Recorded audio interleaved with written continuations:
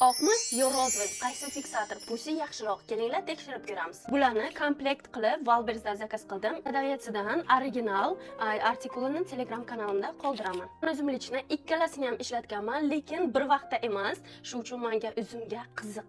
Kelinglar birinchi chiqqan rozvoydan boshlaymiz. Mana shunaqa shyotichkasida farqi bor. Mana bu qoshimni rozvoy bilan, bunisini oq bilan taxlaymiz. Qoshlarimdan mana hech qanaqa pretenziyam yo'q.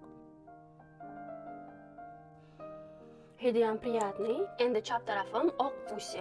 Keyin chiqdi, shyotichkasi mana shunaqa, keyin yana qora ham chiqdi.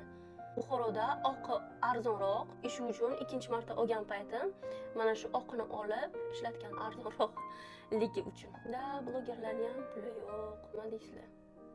Blogerlar degan paytlaringizda boy deb o'ylaysizlar-da, boy bilan blogerni nima qilmanglar, eslardan almashtirmanglar.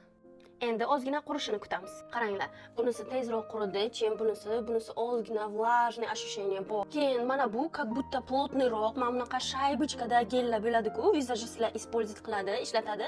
Xuddi mana shunday konsistensiyasi, imni qoshi qalin, плотный fiksator kerak bo'lsa, именно shaybichkada, lekin shaybichka formati yo'qmasa, mana shu oqi yaxshi, прям плотно fiksatsiya qildi. Agar лёгкий такой, там обедgacha или namozgargacha yuradigan лёгкий покрытие kerak bo'lsa, fiksator kerak bo'lsa, ana shu rozisi прям лёгенький, даже qoshda чувствовать qilinmaydi. Hatto siz ikkalasini ham ishlatgan bo'lsangiz, обязательно pastda kommentariyada отзыв qo'ying. Всем пока.